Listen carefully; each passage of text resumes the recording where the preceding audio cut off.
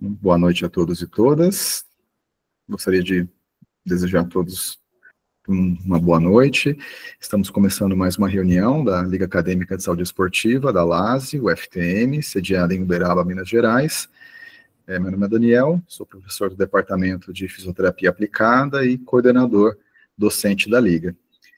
A LASE é uma liga que tem como característica ser de caráter multiprofissional, interdisciplinar, estudando e envolvendo diversos assuntos relacionados à área de saúde esportiva, sob a ótica das profissões da área da saúde que tenham atuação dentro desse cenário esportivo.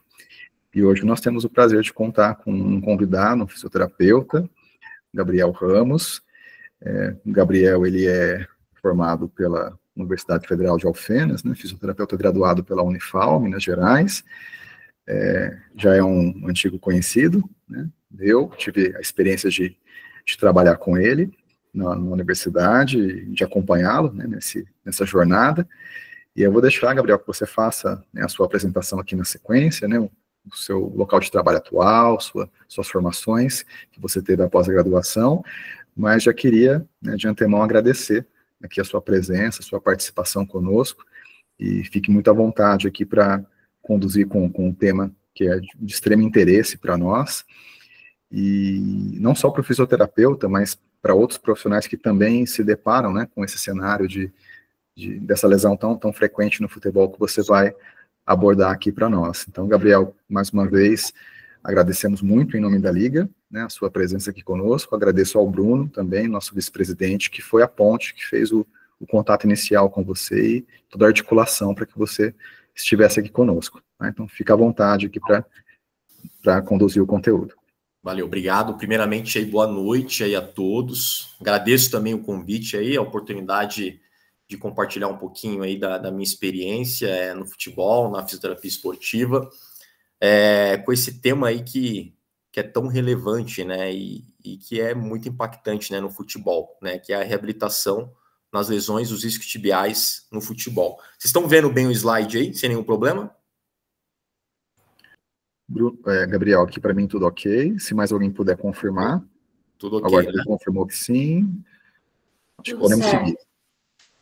Perfeito. Então, para a gente iniciar a aula, eu gostaria de me apresentar, né? Então, o Daniel ali fez uma breve apresentação. Então, eu sou graduado pela Universidade Federal de Alfenas, eu sou da primeira turma ali da Unifal, né? Então, de Minas Gerais, aí, assim como vocês. Fiz a minha especialização, né, a residência, pelo SET, na Unifesp, no ano de 2015. E aí já fica a minha primeira dica aí para quem realmente quer se especializar na área esportiva. Realmente é uma instituição, referência para quem realmente quer se especializar, quer se aprofundar na área do esporte. Ali você realmente tem uma imersão grande, principalmente para quem está saindo da graduação e quer seguir essa carreira esportiva. É uma grande instituição ali para vocês estarem realizando, né, a especialização. Sou cofundador da clínica Forfísio, em Curitiba. Então, a Forfísio é uma clínica especializada em fisioterapia, né, esportiva e ortopédica. Então, na clínica a gente atende atletas de diferentes níveis, tá? Tanto do âmbito, né, recreacional, amador e profissional. Atualmente a gente está com 2 unidades aqui na cidade de Curitiba. Vamos inaugurar a terceira daqui 2 meses. Então, é um projeto que a gente tem muito orgulho e a gente tem um propósito muito forte, uma visão bem clara como empresa de se tornar a principal referência em fisioterapia esportiva do país. Além desses aspectos da clínica, né, tive uma experiência profissional, fui fisioterapeuta no Clube Atlético Paranaense de 2016 a 2021, então do departamento profissional e categoria de base. Foi um período ali muito rico para mim, que eu adquiri muita experiência, que hoje eu consigo expor, né, toda essa minha experiência no mercado da fisioterapia. Também tive o privilégio de ter anos vitoriosos ali no clube, né? E ali quando a gente começa a viver o alto rendimento a viver o futebol na sua essência e ter anos vitoriosos, a gente sabe o quão importante é os departamentos proporcionar excelência, né? Então, não é só ter um time bom dentro de campo, é você ter um departamento médico, um departamento de fisioterapia de excelência, um departamento de performance, um departamento de fisiologia, todos proporcionando excelência para, de fato, a gente ter um resultado de alto nível dentro de campo, né?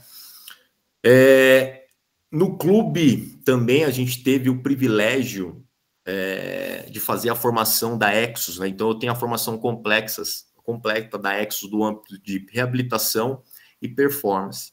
Para quem não conhece, a Exos é uma das principais empresas de performance esportiva do mundo, né? Então lá no clube a gente teve o privilégio, era uma empresa que prestava consultoria para o Atlético Paranaense, e a gente teve o privilégio por ter 2 anos os profissionais da Exos prestando consultoria para nós diariamente, né? Então, um curso da Exos, quando vem para o Brasil num final de semana, em torno de R$10 mil no final de semana, e a gente teve o privilégio de estar por 2 anos diariamente com esses profissionais para a gente adquirir mais experiência no âmbito ali de reabilitação funcional e performance esportiva.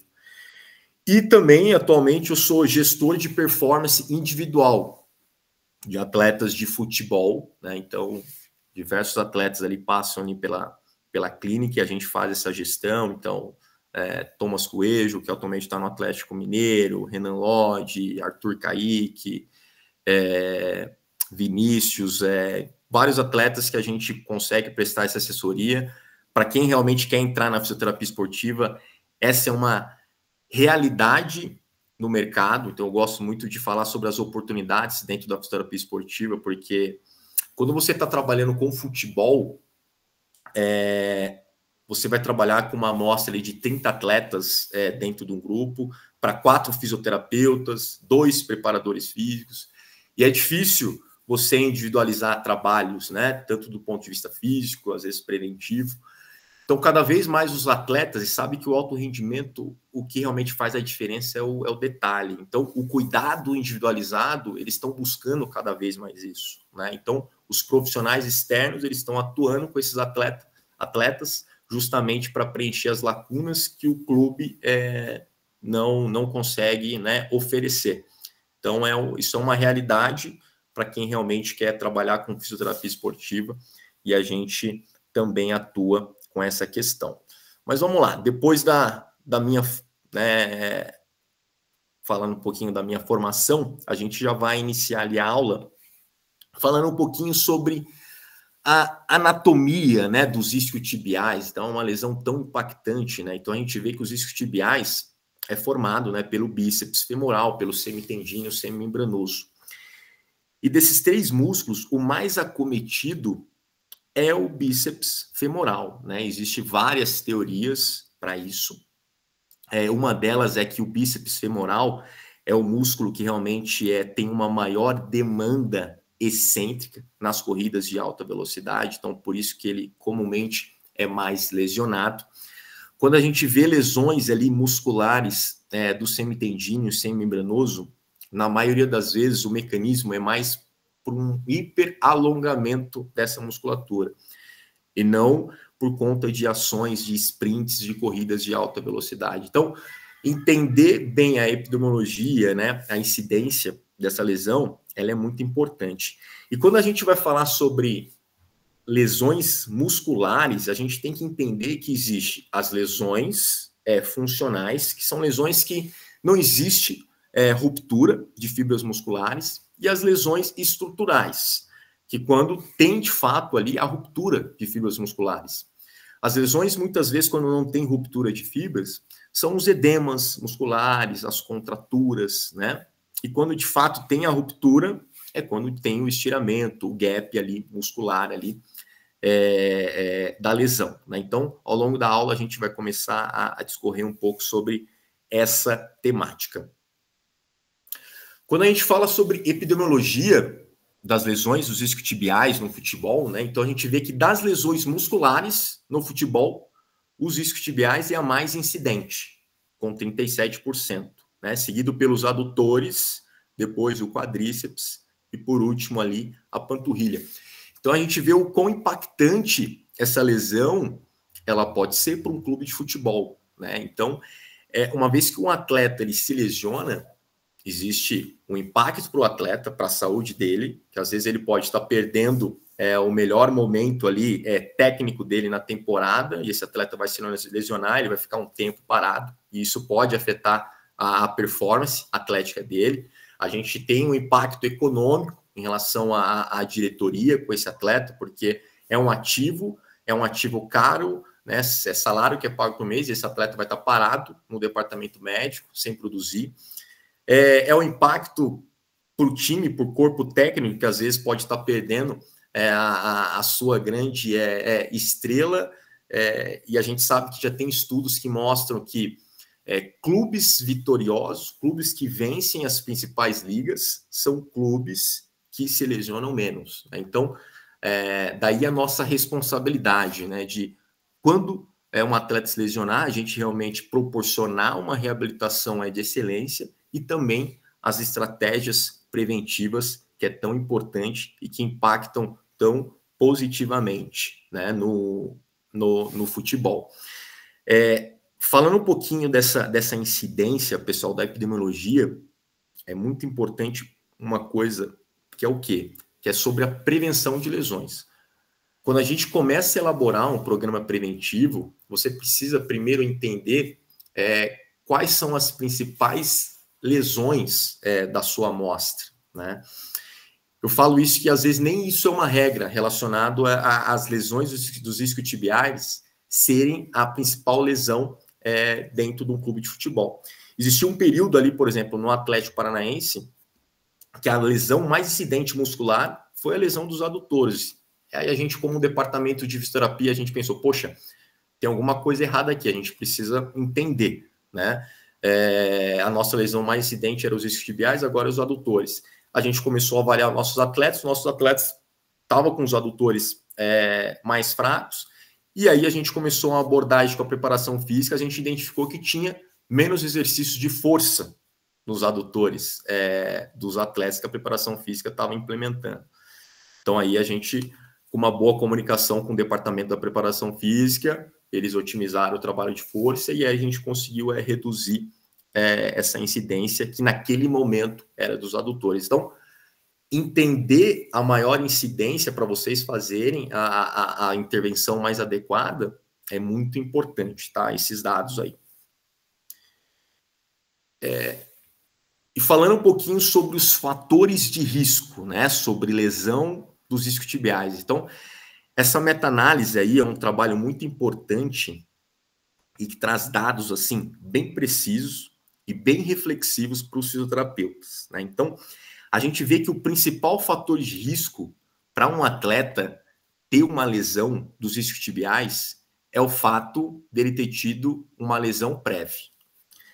Se essa lesão ocorre na mesma temporada, ou seja, esse atleta tem 5 vezes mais risco de ter uma lesão dos isquiotibiais.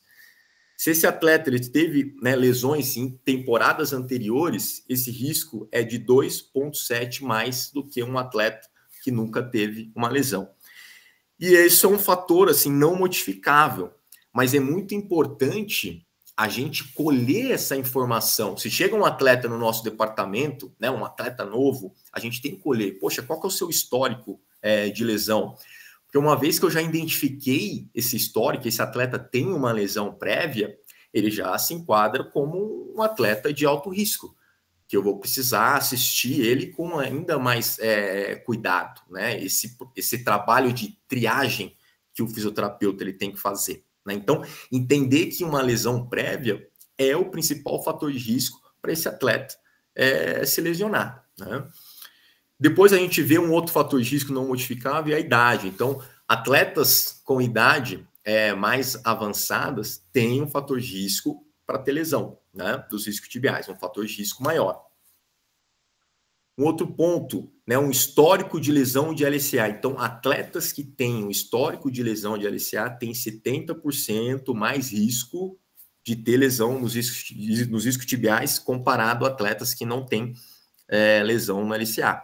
Então, a gente vê, por exemplo, né? O Neymar, né, é um atleta aí que realmente o caso dele está muito na mídia, é um atleta que teve a lesão da LCA e que está sofrendo muito com as lesões nos isquiotibiais. É um atleta que não está conseguindo performar com lesões recorrentes, né? Então, você vê que é um atleta que está nessa estatística, né? E fala, poxa, mas o porquê, Gabriel, que isso ocorre, né? Existem vários fatores, né?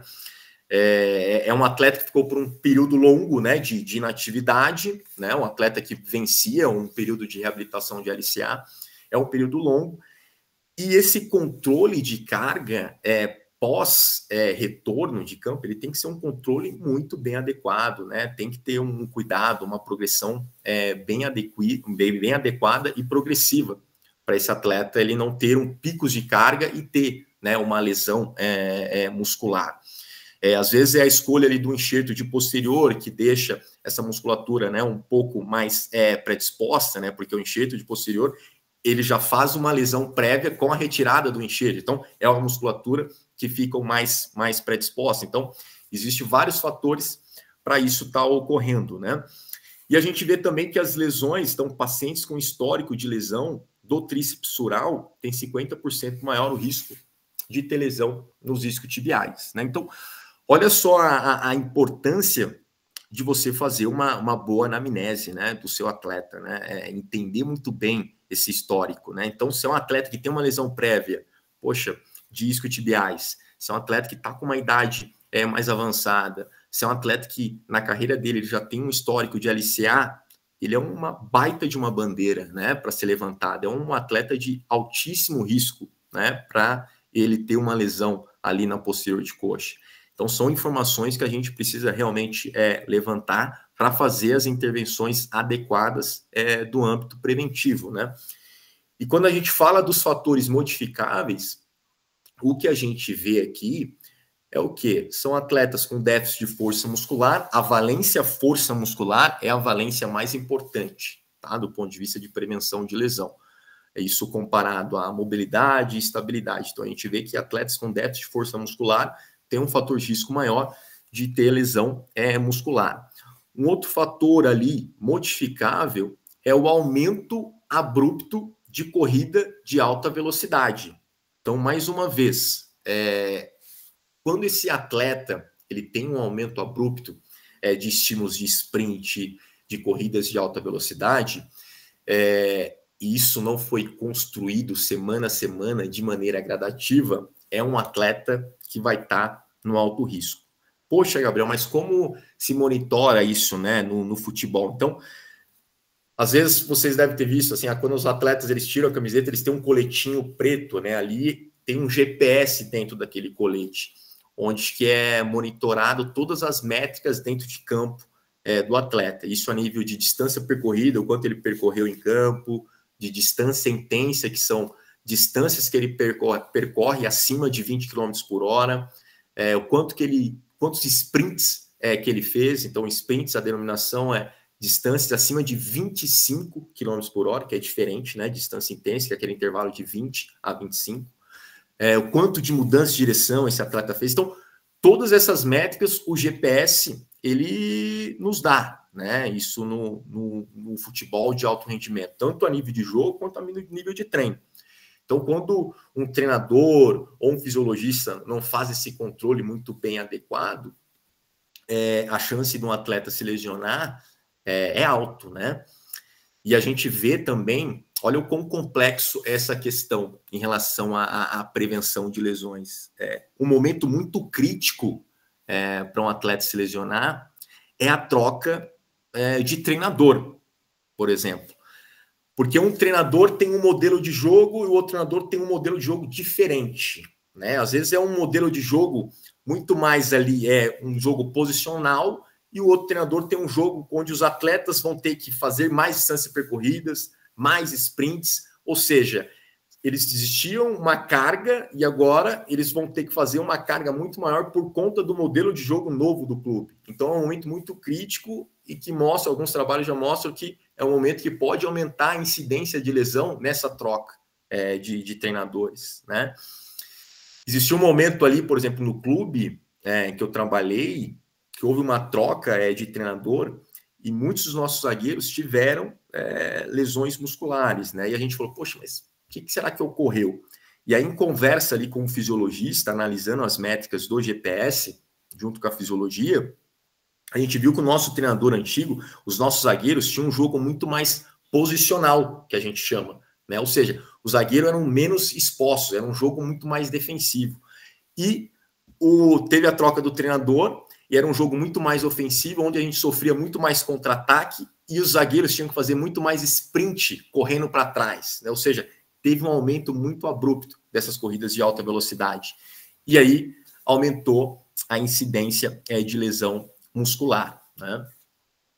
A posição de jogo também influencia, então atletas que estão mais predispostos por conta da sua posição em relação a fazer sprints, né? Por exemplo, lateral, jogadores que a gente chama de extremo, né? Atacantes velozes.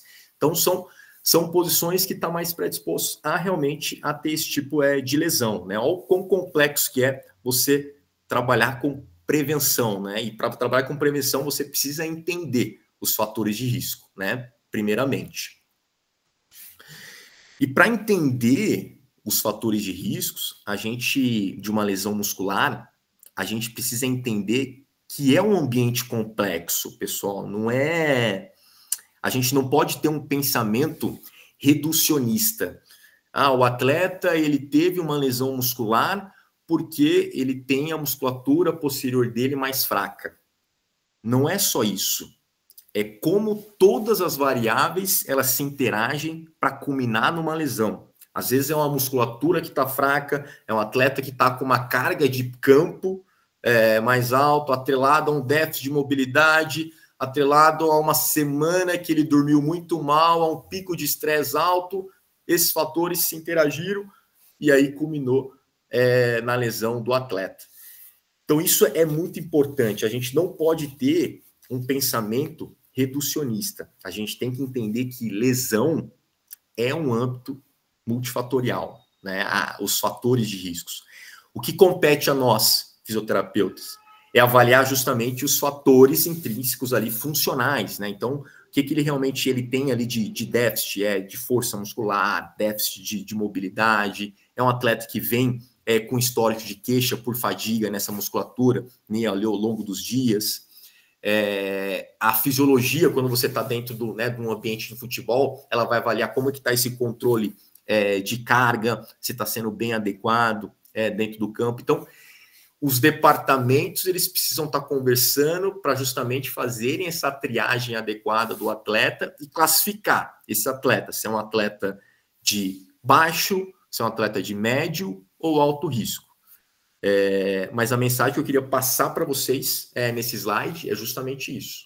A gente não pode ter um pensamento linear, reducionista. A gente tem que saber que a lesão realmente ela é multifatorial e até uma troca de treinador, uma troca de modelo de jogo pode predispor, né, um atleta a ter a lesão. E aí, falando um pouquinho sobre fisiopatologia, né, das lesões ali lesão muscular, né, no âmbito geral, é muito importante a gente entender a fisiopatologia, né? Então, entender que, por exemplo, na primeira etapa, né, da cicatrização ali do tecido muscular, a gente vai ter uma fase inflamatória que vai durar em torno de 3 a 7 dias, depois uma segunda etapa, que é uma fase de reparo, de 4 a 21 dias, e aí a gente vai ter uma última etapa, que é a fase de remodelação ali da cicatriz, que vai durar de 14 dias a 14 semanas, tá? O tempo de cada etapa, ela vai variar de acordo com a complexidade da lesão, com a severidade da lesão. Quanto mais severa a lesão, maior vão ser o tempo dessas etapas. Quanto menos severa, menor é o tempo dessas etapas. Mas o que eu chamo a atenção para vocês aqui, que é o quê? Olha só, olha a fase de remodelação, né? Pode durar em torno de 14 dias a 14 semanas. Muitas vezes a gente vai dar alta para um atleta que atingiu todos os critérios clínicos, mas ele ainda vai estar na fase de remodelamento da cicatriz dele, né? E o que eu sempre friso, né, e que eu bato na tecla, o trabalho do fisioterapeuta, ele não termina na alta do seu paciente, do seu atleta. Então, muitas vezes, esse atleta ele voltou para o jogo, ele vai ter que frequentar o seu departamento, realizar ali séries específicas de mobilidade, séries de fortalecimento para estimular essa cicatriz, porque ainda a gente está numa fase ali de remodelamento, né? Atrelado ainda que é um atleta que ele já sofreu uma lesão, ele já se enquadra como um alto risco, né? Lembra daquela meta-análise que eu passei nos slides anteriores ali? Então, um atleta que ele tem um risco maior de 5 vezes ter uma nova lesão ali nos isquiotibiais comparado aos outros atletas. Então, eu preciso estar muito próximo desse atleta para ele não vir a ter uma recidiva, para ele não vir a ter uma outra lesão como essa na temporada, né? Então, entender ali a biologia do tecido é muito importante. Essa é uma classificação, pessoal. Então, para a gente falar sobre lesão muscular, lesão dos isquiotibiais, reabilitação, a gente precisa classificar bem a lesão, tá? Essa é a classificação clássica, tradicional, que já é ultrapassada, né? Que o senso comum conhece, né? Que a lesão grau 1, a lesão grau 2 e a lesão grau 3. A lesão grau 1 é a lesão que ocorre em microlesão ali das fibras musculares, a lesão grau 2 é quando tem uma ruptura moderada, a lesão grau 3 é quando tem a ruptura completa. Só que essa é uma classificação que já está ultrapassada, e a classificação que é mais utilizada hoje em dia é a classificação de Bamick, tá? Então, é justamente uma classificação ela mais completa. E por que eu falo muito sobre a importância da classificação? Se uma lesão muscular ela é mal diagnosticada, ela é mal classificada, ela não vai ser bem tratada pelo fisioterapeuta. Então, mais uma vez, geralmente ela vai ser diagnosticada ali pelo médico, ter esse diagnóstico muito bem preciso, e o fisioterapeuta que vai construir esse prognóstico, plano de tratamento. Então, é uma linha, né, evolutiva. Se já começa com um diagnóstico errado, o plano de tratamento ele vai ser errado também. Ele não vai ser o adequado. Então, você classificar bem, né, essa lesão é o princípio de tudo, né? Então, o que essa classificação ela traz, né, a nível de graus? Então, a gente tem 4 níveis, né, de graus ali em relação às lesões musculares, né? Então, o grau 0, que é quando não tem anormalidade na ressonância magnética, é um atleta que tem queixa, mas ele não tem anormalidade na ressonância, mas é um tipo de queixa que vai ser solucionada ali, né, em poucos dias, né? Muitas vezes uma dor muscular ali tardia, que provavelmente não vai impactar ali a performance desse atleta, né? Aí a gente vem com a lesão grau 1, né, que essa classificação atrás, que é uma lesão leve, que menos de 10% da área de secção transversa do músculo, ela é lesionada, tá? Com tempo médio de retorno ao esporte de 1 a 2 semanas, tá? Uma lesão grau 2, que é uma lesão moderada, e aí essa lesão grau 2 ela vai ter de 10 a 50% da área de secção transversa lesionada, com tempo de retorno ao esporte de 3 a 6 semanas, né? Então, a severidade ela vai aumentando e o tempo de retorno também, né?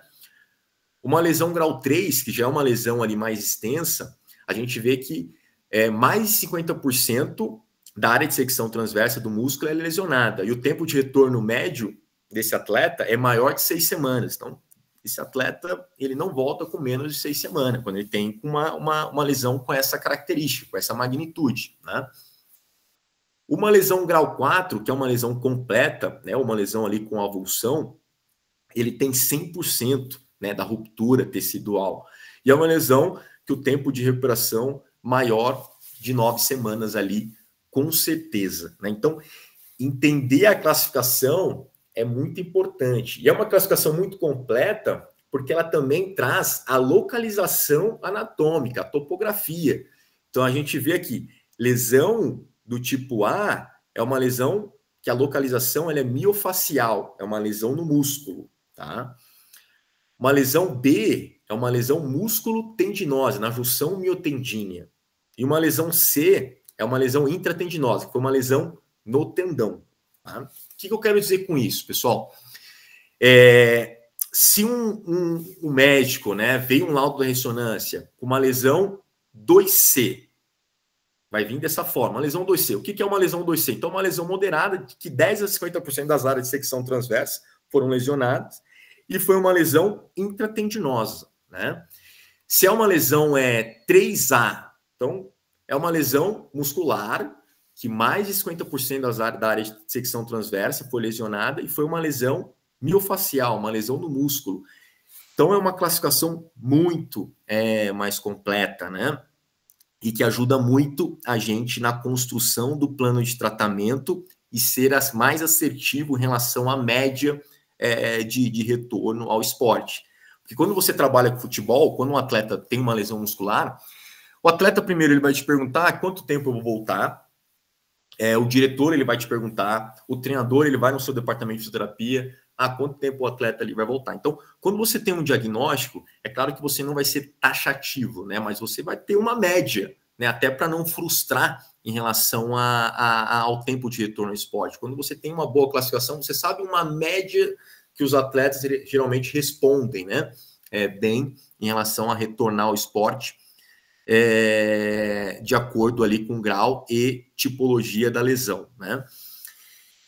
E um outro ponto aqui sobre a localização anatômica, eu quero salientar, lesões intratendinosas, pessoal, tem uma taxa de recidiva maior, tá? Comparada à lesão A e à lesão B. Tá? Então, tá reabilitando uma lesão C, que é uma lesão intratendinosa, a gente tem que ser ainda mais conservador, né? O potencial de cicatrização desse tecido é menor, a taxa de recidiva ela é maior, então isso a gente tem que trazer um certo conservadorismo para o nosso plano de tratamento, né? Olha aí, mais uma vez, a importância de ter uma lesão muito bem classificada para a gente construir, né, o melhor plano de tratamento, né?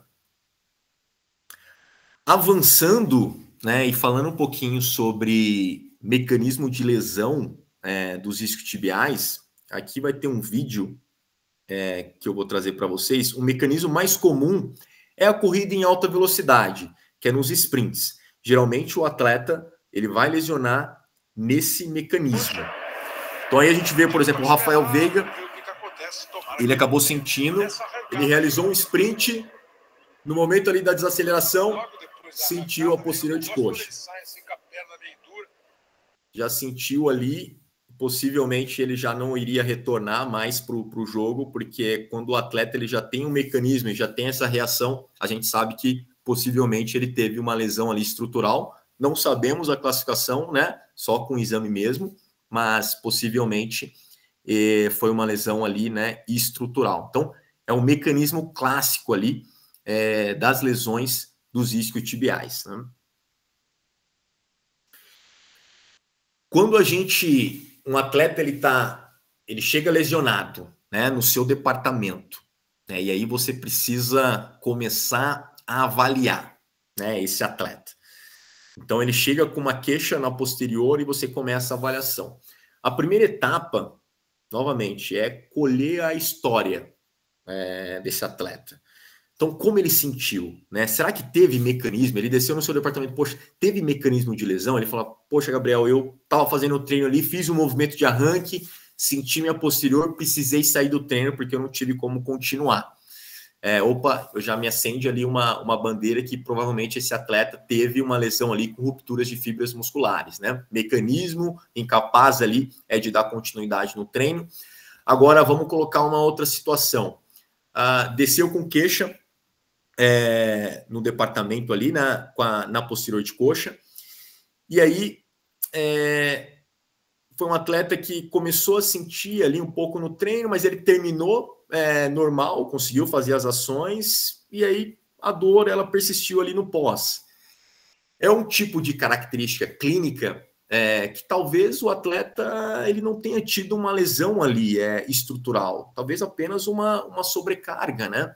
E aí você começa a indagar, poxa, mas depois que você sentiu ali a queixa, você realizou ali ações de sprint? Não, realizei, tranquilo, consegui realizar na minha máxima performance. Então, Um atleta que realmente tem uma lesão estrutural, ele não consegue dar sprints durante o treino, durante o jogo, porque realmente ali a dor ela vai trazer essa incapacidade funcional. Então, você colher muito bem essa história para correlacionar com o seu exame físico é muito importante para ver se você está diante de uma lesão, né, com ruptura de fibras ou só uma sobrecarga ali muscular.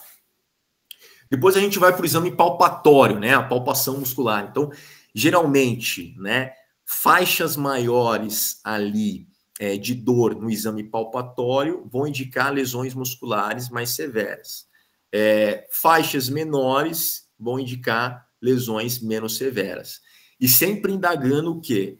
O EVA, né? Então, palpou ali a região, poxa, quanto de dor está doendo de 0 a 10 ali? 10 uma dor, realmente a maior dor que você sentiu na sua vida, 0 nada. Que nota você dá? Porque isso ao longo do plano de tratamento, você vai fazer reavaliações constantes, diárias, né? Palpatória nessa musculatura para você ver o quanto que está diminuindo a dor tecidual, né? Como está sendo a evolução clínica dele.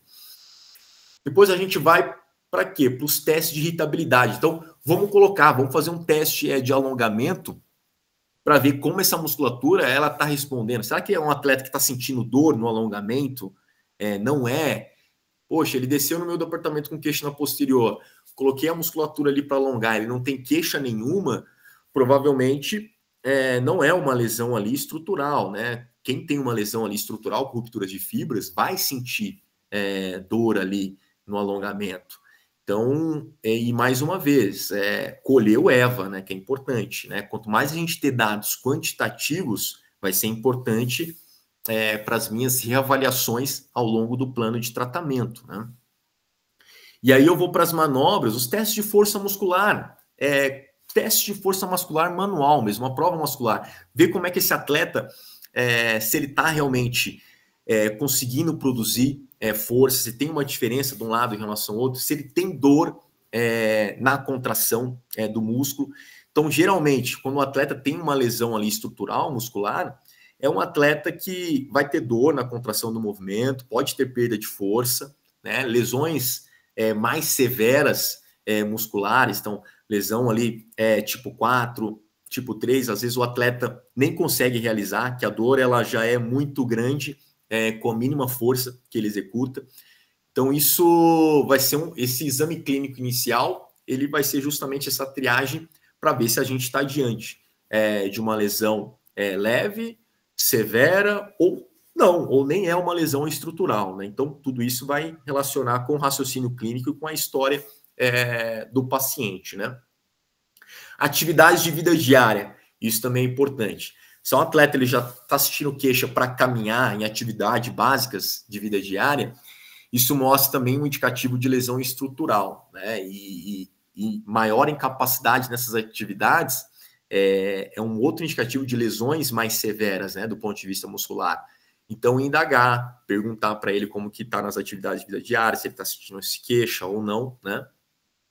E o padrão ouro para diagnóstico, né, por exame de imagem, é a ressonância magnética, né? Ali realmente que a gente vai confirmar e classificar, né, a lesão de uma forma bem precisa, né? A clínica, ela é muito importante, tá, pessoal? E ali, pela clínica, a gente já vai saber se a gente está diante de uma lesão leve ou severa. Mas a ressonância, ela também é importante para justamente classificar da maneira adequada e construir, né, o melhor plano de tratamento. Então, é um checklist, né, que o fisioterapeuta ele precisa estar realizando. E aqui eu trago esse slide para vocês sobre o exame clínico, né? Então, eu disse alguns aspectos, né, no slide anterior, mas às vezes assim, eu estou num clube, eu estou numa situação que o atleta ele não consegue realizar uma ressonância, eu tenho um clube que não tem muitos recursos. Como eu falei, pelo exame físico, pode me já trazer características que eu já identifico, se é uma lesão leve, moderada ou grave. Geralmente, né, as lesões leves, o atleta vai apresentar uma rigidez na parte posterior da coxa, pode ter uma sensação de câimbra, então ele relata, poxa, jogando ali, eu senti ali a parte da posterior um pouco de câmera, um pouco presa, mas eu consegui terminar ali o treino. Um segundo ali dado clínico, né? Às vezes uma dor leve com alongamento e ativação muscular. Então, no meu teste ali de alongamento dos isquiotibiais, ele não sente uma dor muito grande. E um ponto importante, avalie os dois lados, tá, pessoal? Então, até para o atleta sentir a diferença de um lado em relação ao outro. Porque às vezes se alonga ali o lado, às vezes é uma dor de alongamento e ele fala, tá doendo.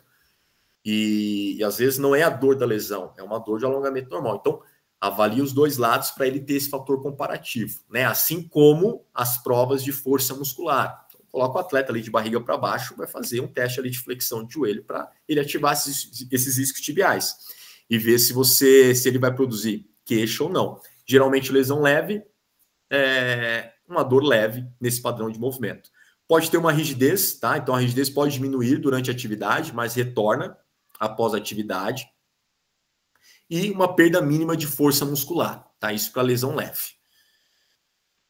Lesão moderada, então a gente vê o quê? Dor local com uma área maior que uma lesão leve, então eu vou fazer a palpação, às vezes a região ali, a topografia, até eu gosto de mensurar, né? Pegar uma fita, qual o diâmetro ali realmente ali que ele sente dor, quantificar isso, e aí depois ao longo das semanas ver se está regredindo, né, essa área. Então, mensurar é uma dica bem legal aí que eu dou para vocês do âmbito clínico. A dor, ela é mais intensa com estiramento, né, e ativação muscular. Então, você vai colocar a musculatura em alongamento, você vai fazer a prova de força muscular, ele vai sentir uma dor ali maior. Ele vai ter rigidez, fraqueza com possível hematoma. Então, nessas lesões com severidade moderada, já pode apresentar um hematoma pequeno, mas pode sim apresentar um hematoma, e pode ter uma capacidade ali limitada ali de andar, especialmente ali por 24 horas a 48 horas após a lesão, né? Então, é um sinal clínico que a gente vê em alguns atletas quando tem uma lesão ali moderada. E aí a lesão grave é a lesão mais fácil de você identificar na sua clínica, na sua avaliação. Com certeza. Porque tem sinais clássicos ali muito importantes. Muitas vezes tem um inchaço na região, tá? Então um inchaço palpável, às vezes uma região ali com uma área pastosa ali do inchaço, que você consegue palpar ali um aumento de volume na região. Isso é um indicativo de uma lesão mais grave. Incapacidade de realizar alongamento e ativação muscular. Então, você coloca o atleta para alongar, o mínimo de amplitude já é suficiente para produzir muitos sintomas na musculatura dos isquiotibiais, né? Ou qualquer outro grupo muscular, né? Nesse caso. Assim como na prova de força muscular. Às vezes o atleta tem incapacidade mesmo. Você coloca ele o mínimo de força, não tenho condição de realizar, dói muito, fraqueza é muito grande. Então, são indicativos de lesões realmente severas, né? Lesões musculares severas que vão ter uma tendência a um prognóstico maior de reabilitação. Extrema dificuldade ou incapacidade de andar. Então, eu já tive a experiência de ter um atleta que teve uma lesão em campo, ele chegou no departamento de cadeira de roda. Tá? É impressionante, mas quando acomete mais de um músculo dos isquiotibiais, é uma lesão muito incapacitante, pessoal. Quando ele lesiona, por exemplo, o bíceps femoral e o semitendíneo, o atleta tem uma incapacidade muito grande para andar ali nos primeiros dias e realmente traz muitas limitações funcionais ali para o dia a dia.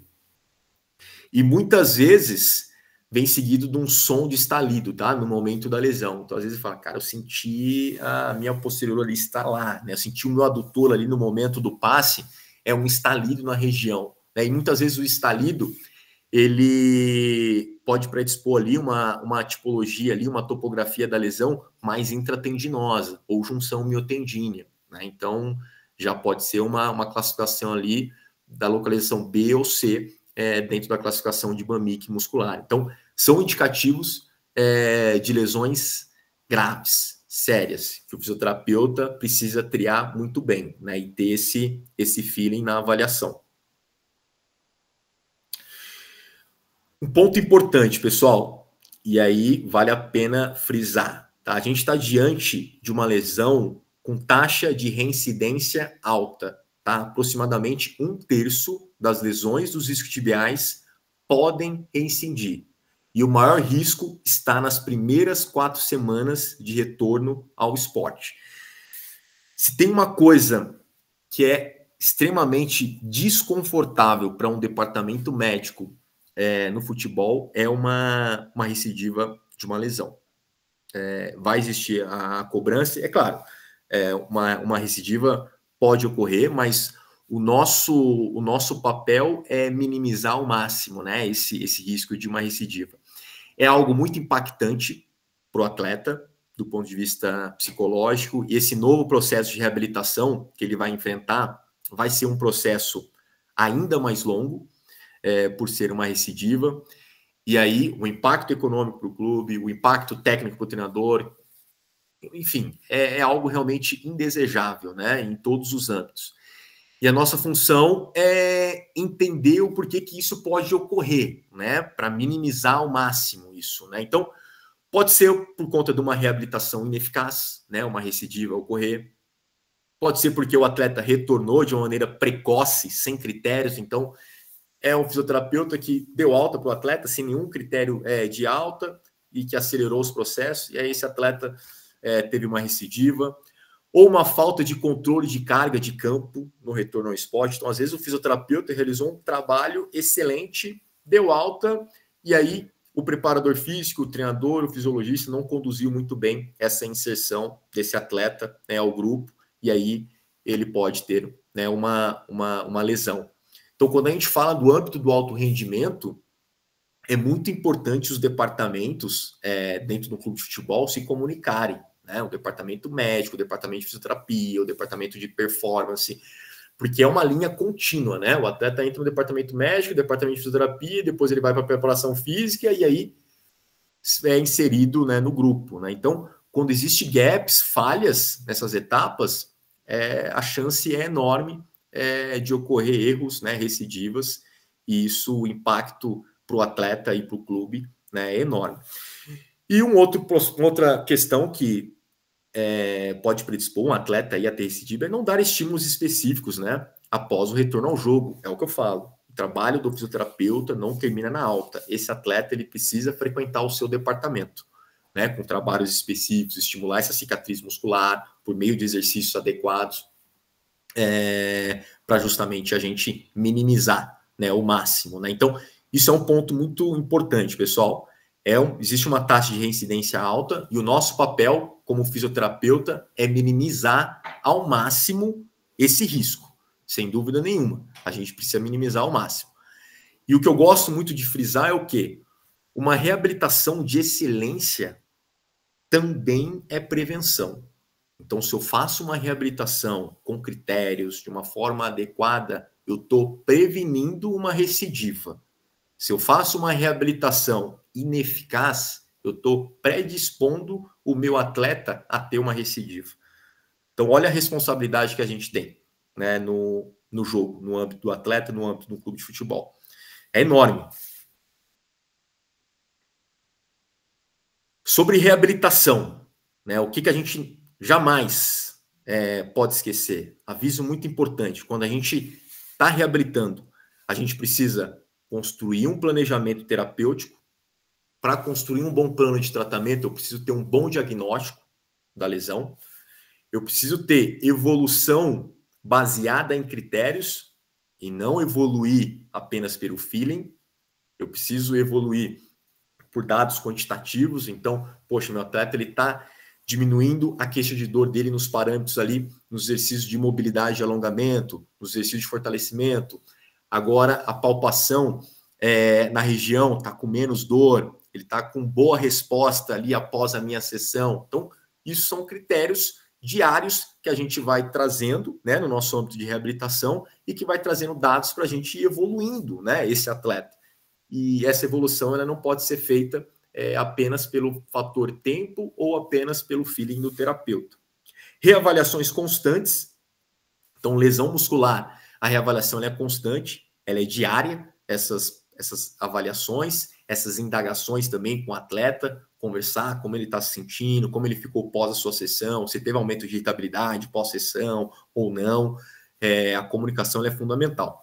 E a evolução clínica, ela é soberana ao fator tempo, tá? Nas lesões musculares. Então, a gente vai dar alta para o atleta quando ele atingir todos os critérios clínicos, tá? Então, a nível de evolução, a nível dos testes ali funcionais, que depois eu vou discorrer ali nos próximos slides. Então, o fisioterapeuta que fizer muito bem isso, dificilmente ele vai errar na reabilitação de uma lesão muscular. E lesão muscular, pessoal, reabilitar uma lesão muscular com excelência não é algo simples. Às vezes, muitas vezes, tem pacientes ali que falam, é algo simples, ou o próprio terapeuta, lesão muscular é algo simples. Dependendo da lesão, sim, mas dependendo da complexidade, não. Exige muito critério de evolução de carga, controle de carga, para você proporcionar uma reabilitação ali de excelência, né, para o seu atleta. Uma outra informação importante do âmbito de vista de reabilitação. Reabilitação precoce. Quanto antes esse atleta iniciar a fisioterapia, vai beneficiar ele, né? Então, isso vai ter atletas que iniciam a reabilitação de maneira precoce, retornam mais rápido ao esporte e tem a inibição na formação do tecido fibrótico. E quando eu falo reabilitação precoce, o quanto antes a gente conseguir implementar os movimentos adequados para esse atleta, a gente vai inibir a formação do tecido fibrótico. Então, eu gosto de dar um exemplo, né, para os meus pacientes, para os meus atletas. Quando você tem uma lesão muscular, você justamente tem um gap, né? Se forma um gap, tem um estiramento ali, né? Se você não fizer fisioterapia, vai ocorrer a cicatrização de uma forma ou outra. A questão é como vai ser a qualidade dessa cicatriz muscular. O nosso papel na reabilitação é fazer com que essa cicatriz seja uma cicatriz funcional, seja uma cicatriz com uma característica mais próxima de um músculo, com uma boa contratilidade, com uma boa qualidade elástica. Agora, se eu não der os estímulos adequados, ou se ele nem realizar a fisioterapia, ele vai ter uma cicatriz que a gente chama de não funcional, uma cicatriz rígida, que é a famosa fibrose. Ou seja, é uma cicatriz rígida que quando ele vai ser imposto, né, quando a cicatriz for imposta a altas velocidades, a cargas excêntricas, ela não vai ter capacidade para suportar, né, essas demandas.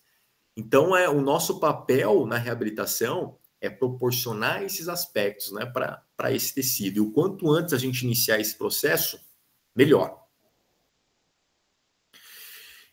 Esse é um trabalho muito legal, que mostra alguns aspectos clínicos importantes. Então, é um ensaio clínico que comparou dois grupos, né? Um grupo que estava reabilitando, né, as lesões dos isquiotibiais, um grupo que realizou exercícios sem dor. Todos os exercícios ali no início da reabilitação, totalmente sem dor. E um segundo grupo que foi permitido um limiar de dor até 4, né, um EVA até 4.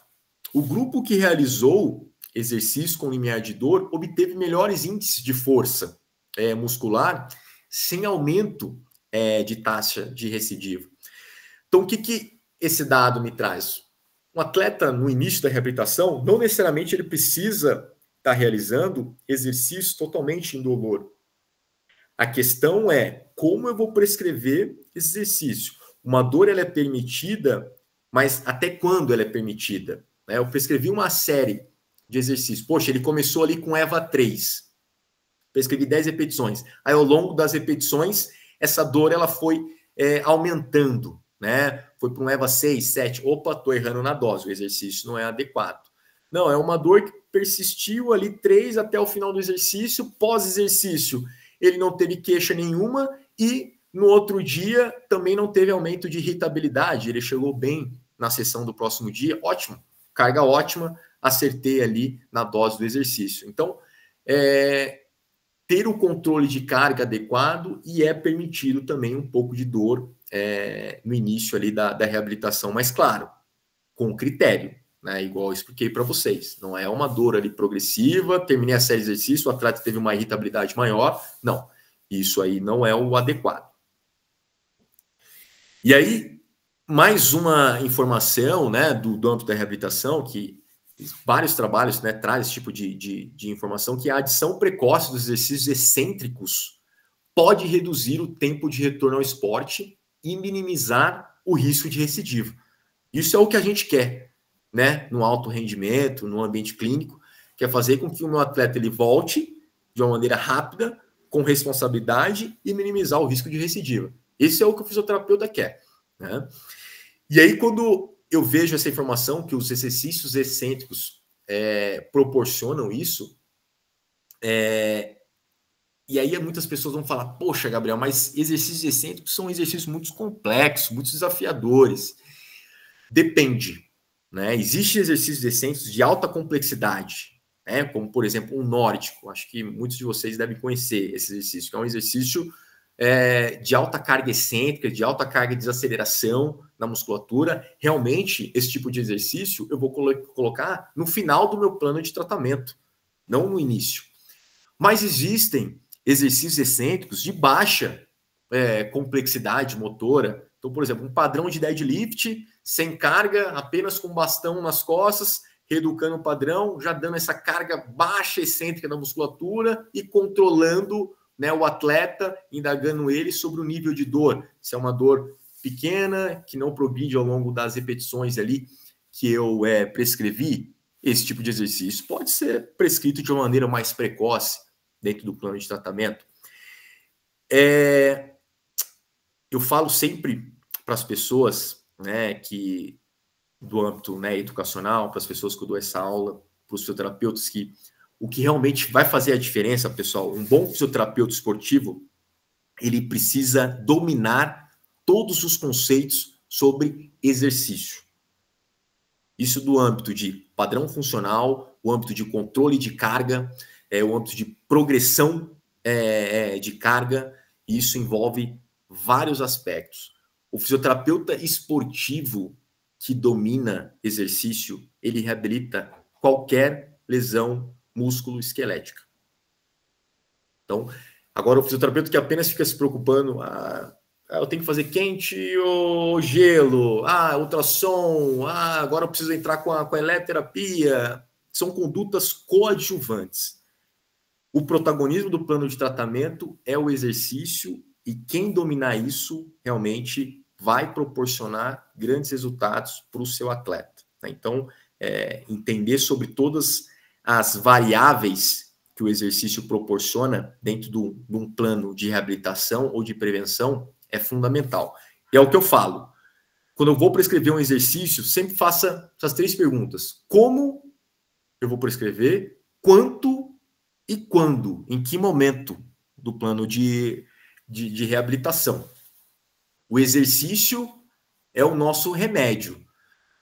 E aí ele também é igual ao remédio. Se você prescreve, né? Se um médico prescreve um remédio com uma dose aumentada, esse remédio vai fazer mal para a pessoa. Agora, se esse remédio for com uma dose muito baixa, ele não vai fazer efeito nenhum. Exercício é a mesma coisa, né? Eu não posso superestimar e nem subestimar o meu atleta. Eu preciso encontrar a carga ótima. Para isso, eu preciso entender muito bem sobre controle de carga, né? Então, isso é fundamental para o fisioterapeuta esportivo.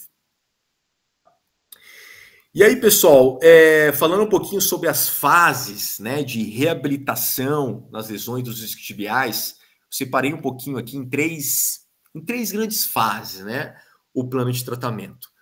É uma fase inicial, onde a gente vai fazer o controle ali inflamatório da lesão. Então, ali os primeiros 3 dias ali é importante fazer condutas ali de crioterapia, depois estimular um pouco mais o calor na região, que a gente quer realmente aumentar o aporte sanguíneo para atrair, né, células ali cicatriciais para a região.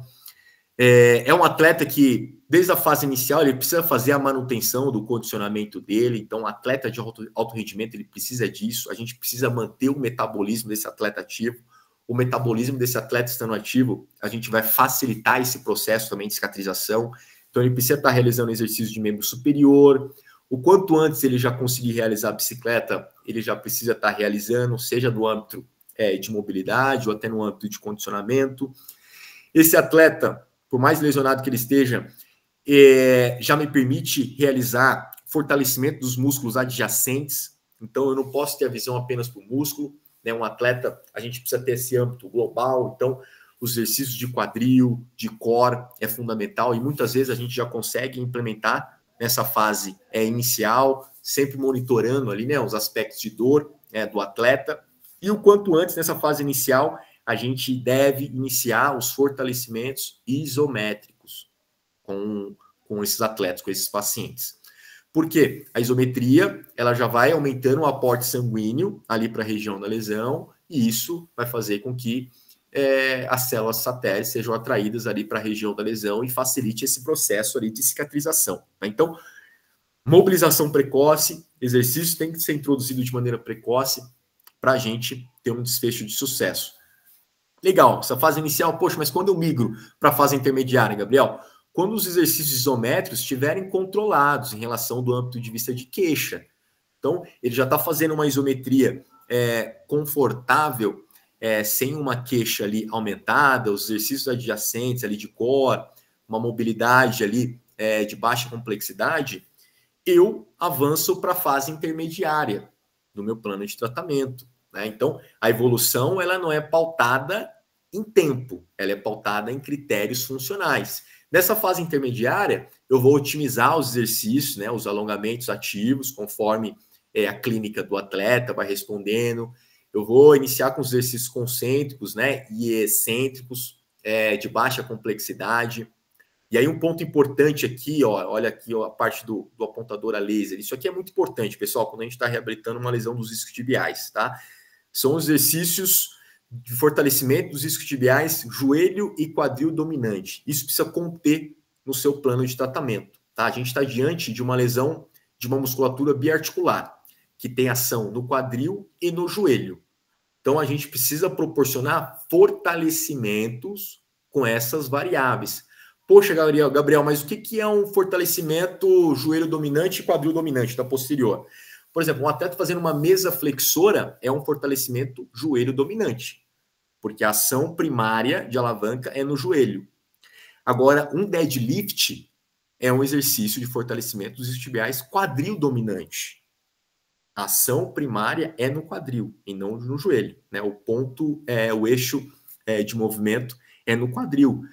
Então, para eu proporcionar uma reabilitação de qualidade, eu preciso trazer essas variações de fortalecimento e progredir a carga e progredir os padrões funcionais desses padrões. Nessa fase aqui, a gente vai realizar exercícios multiarticulares, exercícios de cadeia cinética fechada, como, por exemplo, agachamento, afundo, são exercícios que promovem uma cocontração, né, desses padrões de movimento. Muitas vezes, até numa fase inicial, já dá para a gente trabalhar um agachamento sem carga, dependendo da severidade da lesão. Se é uma lesão ali mais baixa, né, apenas para estimular essa musculatura, controlando ali o EVA, porque como é um exercício que eu não estou isolando a musculatura, é um exercício de cocontração, então tem ação do quadríceps e dos isquiotibiais, muitas vezes o atleta ele tem menos queixa, né? Então é uma forma de eu estar dando estímulo para essa musculatura e não produzindo queixa. E aí eu posso, nessa fase intermediária, já estimulando um pouco de educativo de corrida, porque na fase final eu vou estimular a corrida com esse atleta. Então eu já vou introduzindo alguns conceitos, já pensando nessa fase final. E aí, como que eu vou para a fase final, né? Ou seja, ele já está realizando cargas excêntricas de baixa, média complexidade, sem queixa. Está realizando os exercícios de fortalecimento de joelho e quadril dominante, bem, sem queixa. Os meus parâmetros clínicos seguem evoluindo. A gente vai para uma fase final e aí eu vou trazer exercícios excêntricos de alta complexidade, como, por exemplo, um nórdico, exercícios de potência, de velocidade na contração muscular. Então, aqui eu posso estimular velocidade nessa contração, porque o jogo vai exigir isso, a demanda em campo desse atleta vai exigir isso, e eu preciso treinar ele nesse ambiente clínico, nesse ambiente da fisioterapia. Para isso, eu preciso dominar os exercícios, né? E dominar o controle de carga e a precisão dos mesmos. Então, por exemplo, exercícios pliométricos é excelente nessa fase. Exercício pliométrico, eu consigo ter produção de força e, ao mesmo tempo, ter ganho de potência, de velocidade de execução, né? Uma vez bem prescrito, né? Essa é uma fase também que a gente precisa estimular o gesto esportivo. Então, começar com corridas de baixa intensidade, progredindo para alta intensidade. Então, muitas vezes o fisioterapeuta ele tem que ir para o campo com o atleta, ele precisa. Nessa fase, o lugar do fisioterapeuta é ir para o campo com o atleta, estar no ambiente dele, realizar ações de maneira gradativa, proporcionar exercícios que vai repercutir uma demanda gradativa, né, nessa musculatura. E aí, pessoal, precisa ter um raciocínio clínico muito importante na construção dessa fase de retorno ao esporte, tá? A gente sempre tem que pensar no mecanismo de lesão, né? O mecanismo de lesão nas lesões dos isquiotibiais é o sprint, né? Eu não posso iniciar essa fase já realizando um sprint com o meu atleta. Esse é o ambiente de mais caos do atleta. Eu preciso construir isso de maneira gradativa dentro de campo. Isso pode levar dias, né? Dependendo da severidade ali da lesão. Então, o ideal é você começar com uma corrida de baixa intensidade, depois começar com trabalhos de deslocamentos laterais, que tem menor demanda para os isquiotibiais, depois avançar para mudanças de direções e, por último, corridas de alta intensidade de maneira linear e sprint.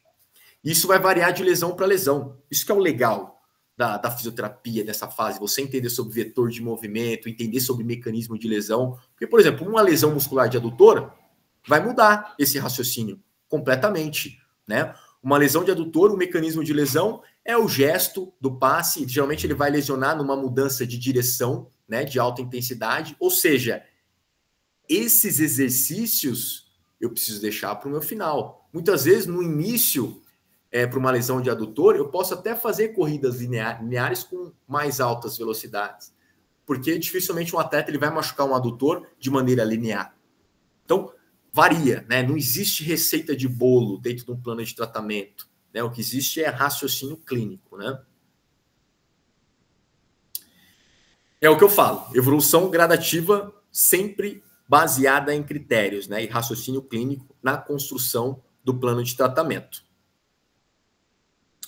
Critérios de retorno ao esporte, né? Então, o que eu preciso ter como critérios para dar uma alta segura para o meu atleta? Então, eu preciso fazer um checklist, né? Esse atleta ele precisa estar sem dor, né? A palpação. Isso, na fase intermediária do plano de reabilitação, ele já vai, com certeza, estar sem dor ali nesse aspecto. Força muscular dos isquiotibiais, então com déficit menor ou igual a 10%. Tá? Então, o parâmetro força é muito importante, pessoal. A gente precisa ter ferramentas quantitativas, né? E aí o dinamômetro é uma ferramenta que nos traz esse dado de maneira quantitativa. Na clínica, por exemplo, a gente utiliza dinamômetro portátil, né, isométrico, por compressão. É uma ferramenta que nos ajuda muito. E aí você vai utilizar o que você tiver, se é um dinamômetro ali por tração, se você tem disponível um isocinético, mas é muito importante você ter esse dado de maneira quantitativa. Amplitude de movimento, então, avaliar a flexibilidade dos isquiotibiais, então o teste 90-90, para a gente ver se o atleta não tem queixa ali na flexibilidade máxima e como está a assimetria, né, dessa flexibilidade, desse músculo. O Asklin Test, tá? Que é um teste importante para estar fazendo. Então, o Asklin Test é um teste que você coloca o atleta, né, deitado, e aí você vai pedir para ele 5 flexões de quadril com o joelho estendido o mais rápido que ele conseguir. Para cima e para baixo, para cima e para baixo. E aí você vai ver, depois você vai ver do outro lado também, nível de confiança do atleta, se a velocidade foi muito parecida, tá? Em relação do lado, em relação ao outro, se ele tem dor ou não. Então, se ele não tem dor, se ele fez com uma boa velocidade, está confiante, é um teste que reproduz uma carga excêntrica importante, né? De desaceleração. Então, é um baita de um indicativo clínico aí positivo para a nossa tomada de decisão. E aí, a exposição, né? O mecanismo de lesão e a velocidades que representam 80% a 90% da sua máxima ação em diferentes distâncias, né? O atleta precisa estar confiante, né? Ou seja, conversar com o atleta, como está a confiança dele para retorno ao jogo, é fundamental. Uma dica, pessoal, quando a gente for expor o atleta ao sprint, eu sempre faço todos esses critérios antes de expor ele ao sprint na minha mão, porque o sprint é a situação de maior caos. Então, para eu expor ele ao sprint máximo, ele precisa já estar com uma força simétrica, já precisa estar sem dor à palpação, ele precisa estar com amplitude de movimento, ele precisa estar com asco em teste 100% para eu expor na fisioterapia esse atleta a sprint. E aí, a exposição dele ao sprint seria o último critério para realmente eu dar alta e avançar, né, esse atleta para as outras etapas ali, com a preparação física e integração do atleta ao grupo, né? Mas dar alta para o seu atleta, para o seu paciente, sem expor ele ao mecanismo de lesão, sem construir cargas na fase de campo, é um baita erro do fisioterapeuta e você vai predispor ele a ter uma recidiva, né? Porque um atleta destreinado, mal reabilitado, quando ele for ser imposto a esse mecanismo, realmente vai ser uma demanda alta e a musculatura dele não vai aguentar e ele vai ter uma lesão. Então, isso é muito importante, essa fase de retorno, né, ao esporte. Considerações finais aí sobre a aula. Então, mesmo após a alta ali, vai inserir esse atleta no grupo, tem que ser um retorno gradativo ao grupo, e aí a comunicação de todos os departamentos é fundamental, né? O departamento da preparação física, o treinador está ciente, qual a minutagem que esse atleta ele vai ser exposto no treino, quais conteúdos do treino esse atleta vai ser exposto. Então, vou dar um exemplo.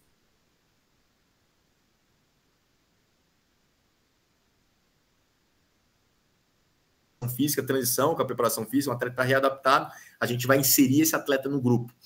Primeiro dia do atleta com o grupo, ele não pode realizar as mesmas cargas dos atletas que já vinham, né, realizando, os atletas saudáveis que já vinham realizando há semanas, né? E a gente precisa selecionar o tipo de exercício que ele vai realizar com o grupo. Então, o treinador determinou 2 conteúdos para aquele treino.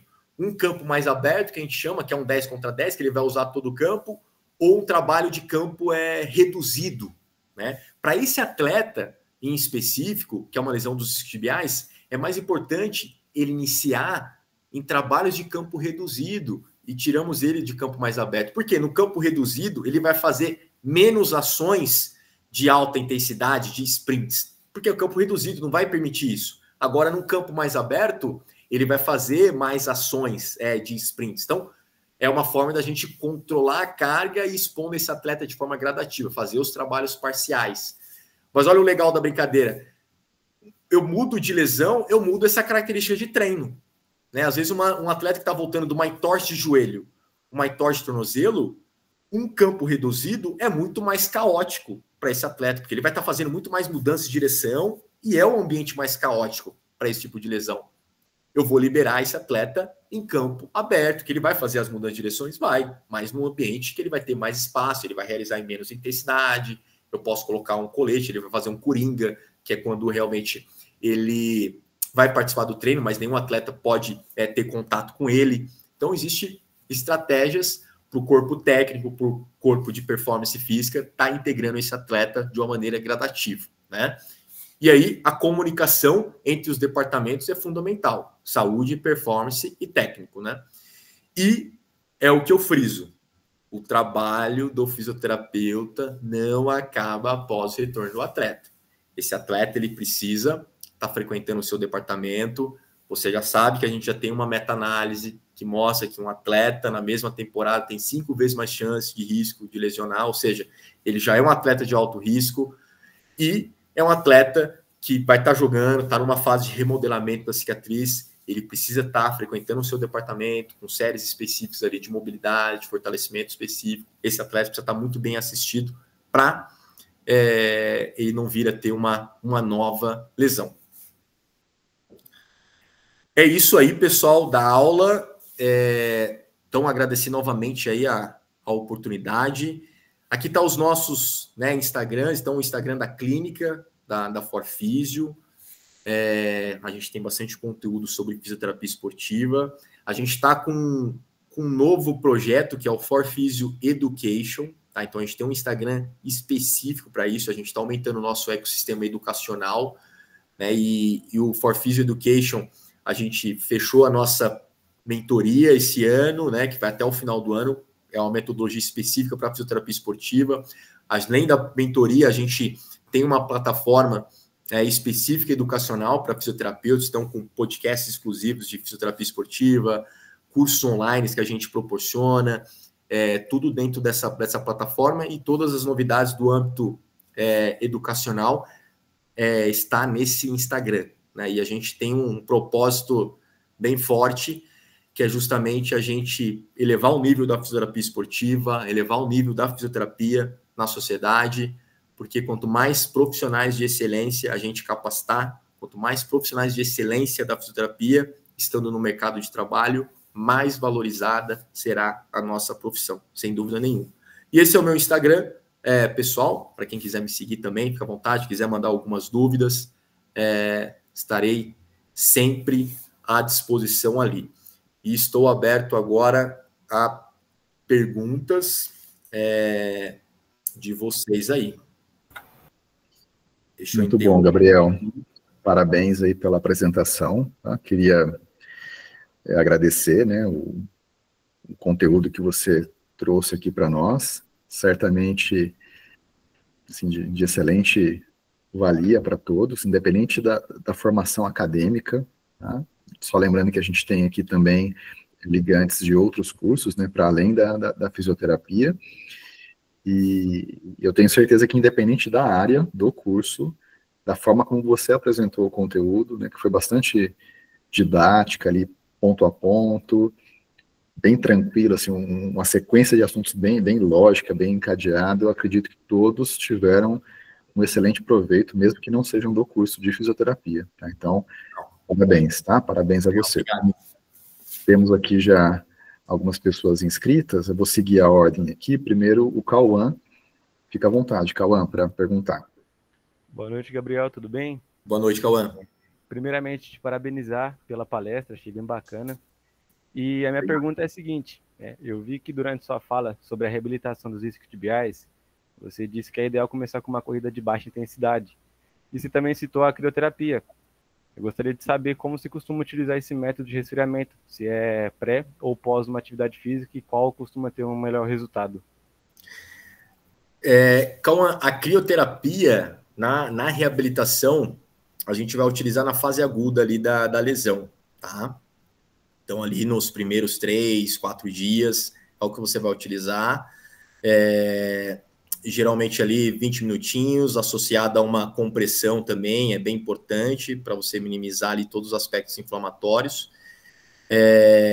Aí a crioterapia pós-atividade, aí ela já entra mais no âmbito de um recovery, né? Então, aí quando o atleta ele já está naquela fase final, ele já está naquela fase que a gente já está realizando exercícios vigorosos, muitas vezes ele já está em campo com a gente, e o atleta ele fica com uma fadiga natural pós-treino, que é esperado. Aí a gente vai utilizar, se é de preferência do atleta, condutas ali de crioterapia, né? Mais do âmbito de reabilitação, mais na fase inicial ali. E no âmbito de vista recuperativo de recovery, mais para o final do plano de tratamento, essa crioterapia vai ser utilizada. Certinho, viu? Muito obrigado. Imagina. Então, seguindo aqui na sequência, a gente tem o Davi inscrito. Davi, fica à vontade. Gabriel, boa noite. Queria te agradecer pela aula, acho que foi muito massa. Eu sou aluno da psicologia e ainda assim foi bem fácil de entender o que você estava dizendo. Foi uma aula muito bacana e acredito que mostrou um ponto bem bacana assim, do futebol. E eu queria te fazer duas perguntas. A primeira relacionada à psicologia, se na época que você estava no Atlético Paranaense tinha psicólogos lá, e se você acha que o trabalho da psicologia, se tivesse, no caso, né, influencia nesse momento de lesão do atleta, já que é um momento que geralmente o atleta está em baixa dos construtos psicológicos relacionados ao desempenho. E queria te perguntar também algo mais amplo, que é relacionado a como que foi esse processo de você sair da graduação e chegar ao Atlético Paranaense, que é um clube de elite no Brasil. Tá, legal. Então, falando sobre a psicologia em específico, tinha sim uma equipe de psicologia, e a gente até chama, no âmbito do alto rendimento, de performance mental, né? Cara, é fundamental, tá? O âmbito multidisciplinar, transdisciplinar, que a gente chama, né? Que as áreas, elas precisam transitar entre elas, né? É o que eu falo. Na minha aula eu mostrei ali vários aspectos que as aulas precisam se conversarem, se transitar para a gente ter um desfecho de sucesso, que é justamente o atleta estar plenamente reabilitado e performando. E a psicologia, no âmbito de reabilitação, que eu vejo ela de grande valia, é justamente, cara, nas lesões assim severas, né? Então, às vezes a gente pega lesões realmente musculares ali severas, que o atleta muitas vezes ele está no melhor nível de performance dele, que ele está muito bem no time, que ele está muito bem no campeonato, e aí ele tem uma lesão severa, uma lesão muscular que vai ficar 3 meses afastado, né? Então, aí realmente a abordagem psicológica ela é fundamental, né? Em lesões com prognósticos maiores, ali pós-operatórios, assim, cara, nem se fala. É fundamental ter esse tipo de profissional para nos assistir com a sua expertise, né? Fora do âmbito de reabilitação, cara, sendo bem sincero, é ainda mais importante, tá? Eu já vi muitos atletas que, por conta de aspectos psicológicos, não conseguiram chegar ao nível que eles poderiam chegar na sua carreira, né? E eu vi que atletas que tinham perfil mental mais forte chegaram muito mais longe do que atletas que, tecnicamente, eram até superiores a esse atleta. Então, isso vai muito de como esse profissional ele vai abordar, né, com esses atletas, né? Existe, sim, uma crença de muitos atletas. O futebol em si é um ambiente cheio de crença, né? Relacionado a, às vezes, não preciso, né, de psicólogo, mas isso vai muito da cultura que o clube implementa e de como esses profissionais implementam a importância, né, dessa cultura, dessa abordagem psicológica dentro de um plano de reabilitação ou dentro também de um atleta que precisa performar mais, né, em campo. Sobre a minha trajetória, cara, profissional, para eu chegar até o Atlético, né, eu sempre, na minha graduação, aí eu acho que o Daniel me conhece um pouco, eu era uma pessoa muito focada no sentido assim, cara, eu quero trabalhar com esporte, quero trabalhar com futebol, e eu vou trabalhar no clube da Série A do futebol brasileiro. Eu tinha um propósito muito grande relacionado a isso, e aí eu sempre busquei relacionamento, né? O network é fundamental, tá? No futebol. Você tem que se capacitar tecnicamente, mas o network também ele é fundamental. Então, procurei me relacionar com profissionais da área, buscar possíveis estágios, os congressos, além de você se capacitar tecnicamente, são ambientes que você constrói, né? Network. Então, na época eu conheci o Matheus, eu era graduando em 2013, o Matheus era coordenador da fisioterapia do Atlético Paranaense. Hoje o Matheus é meu sócio, inclusive. As coisas engraçadas na vida. Mas eu conheci ele, cara, num coffee break, no Atlético, no coffee break da Sonaf. E aí a gente trocou figurinha, eu falei, cara, pô, que legal, eu sempre tenho um interesse ali de trabalhar ali com futebol, pô, vou te acompanhar.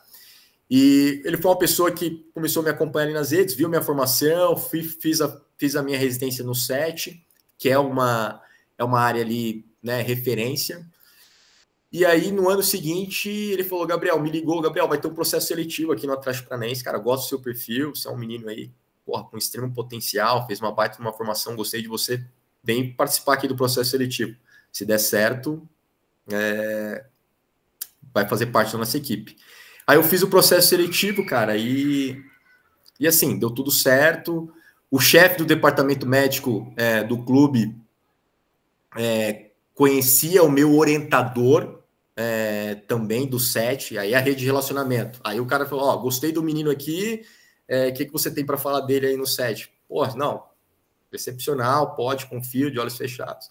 E aí tudo corroborou para eu iniciar, né, a minha trajetória ali no Atlético Paranaense. Então, acho que 2 dicas ali: se capacite, você tem que estar preparado para a oportunidade, e criar uma rede aí de relacionamento, né, network. Cara, muito obrigado pelas respostas. Acho que foi bem interessante. E, de fato, isso tudo que você falou foi muito importante. E parabéns pela sua carreira, por tudo que você está construindo. Muito sucesso aí. Brigadão, cara. Valeu. Obrigado, cara. Muito bom, Gabriel. Antes de passar aqui para o Francisco na próxima pergunta, só para, acho que para testar mesmo, né, a sua fala, acho que a gente já se conhece há um bom tempo e tivemos a oportunidade de trabalhar próximos em Alfenas, né, quando eu estive lá também, né, no final da sua graduação. Sim. E realmente o que o Gabriel falou que é muito importante, de você, acho que ter o melhor aproveitamento possível de todas as oportunidades que aparecem para você, e algumas aparecem já na graduação, né, Gabriel? E esses contatos, né, que você também teve a oportunidade de fazer ainda enquanto graduando, mais próximo do final, principalmente, e acho que deixar uma boa impressão por onde passa, né, Gabriel? E acho que isso, assim, eu posso atestar que naturalmente você fez isso e faz isso, né? E não é nada que você faça de forma antinatural, né? É uma coisa sua mesmo, né? A sua busca, o seu interesse, que sempre foi muito genuíno e marcante desde a graduação, e que foi mantendo, né, esse mesmo perfil ao longo da pós-graduação, das suas outras experiências. E a gente sempre fala muito isso para os alunos enquanto estão ainda na graduação, para terem sempre isso em mente, né, porque muitas vezes é isso que vai, lá na frente, abrir algumas portas e abrir algumas janelas de oportunidades, facilitar alguns caminhos, né? Então, acho que você traz uma fala que eu acho que é muito, muito interessante, porque você é um profissional que já está no mercado há um tempo, mas comparado com outros não tanto ainda, mas que já conseguiu um bom lugar, né? Um bom espaço e ainda com limites para expandir, né? Então, acho que é legal a gente ter essa oportunidade de você também trazer, né, um relato esse seu mesmo de vida profissional, que possa ser um espelho, né, para muitos que estão aqui acompanhando e que vão assistir depois, futuramente, esse conteúdo. Legal. Francisco, pode ficar à vontade. Boa noite, Gabriel. Boa noite. Muito legal a forma que você abordou o tema. Gosto muito de entender como a prática, né, da atividade física ali, ela é o principal remédio do fisioterapeuta. Mas eu queria entender de você, principalmente com relação ao artigo que você trouxe, onde a recuperação era melhor quando um limiar de dor chegava até 4. E eu queria entender como é a educação em dor que você faz com esses atletas, porque a gente, como você mesmo citou, futebol é um esporte de muitas crenças, e às vezes a gente pode acabar criando um atleta hipervigilante ali com relação àquela dor. Legal, pergunta muito boa aí, Francisco. Cara, em relação à dor, né? A dor, assim, no alto rendimento, o atleta, ele já é educado, né? Desde a categoria de base, que faz parte do processo, né? Então, esse ambiente de paciente, às vezes de dor crônica, a gente vê realmente ambiente de clínica, dificilmente você vai encontrar num ambiente de alto rendimento, tá?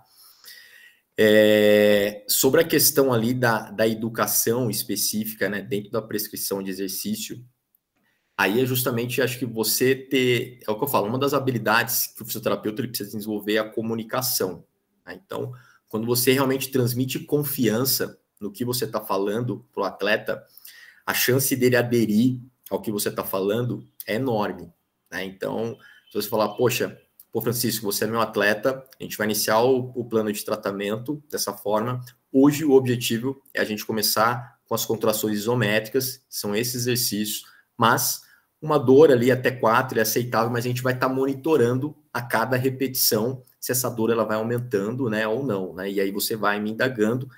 E aí é muito importante a gente acompanhar o pós-exercício e o pós-sessão também, né? O dia após, né? Se teve aumento de irritabilidade, para eu ver se essa dose ela foi adequada para eu planejar a próxima sessão do outro dia. Tá? Então, eu acho que para o alto rendimento, né, vale muito essa questão de realmente você quantificar, indagar o atleta, ter segurança no que você está falando. E você não vai deixar o atleta hipervigilante com essas indagações, porque eu já falo, já é um ambiente com uma cultura diferente, né? Já é um ambiente que eles já estão acostumados, né, com dor, né? É diferente do ambiente clínico, né? Da nossa, de uma realidade totalmente diferente, né? Entendi. E isso é o que eu falo também. Eu tive a oportunidade de trabalhar com categoria de base e profissional, né? E isso a gente inicia desde a base, educando, né, o menino também, né? Então, quando você não educa muito bem o menino na base, ele vai chegar num profissional de uma forma diferente, né? Então, o fisioterapeuta da base, né, todos os profissionais têm uma importância muito grande na formação desse atleta, de como esse atleta ele vai chegar lá, tanto do âmbito de qualidade de movimento, um atleta saber agachar, saber fazer um deadlift qualificado, ele entender que um processo de reabilitação é um processo ativo, ele entender conceitos, aí envolve treinador, conceitos táticos, que ele vai ser um jogador mais inteligente taticamente quando ele estiver no profissional. Então, cara, a formação ela é muito valiosa, né, de um atleta, e inicia realmente da base. Eu já vi atletas do profissional que, cara, agachava muito mal, não sabia fazer um deadlift, atleta com 28 anos de idade.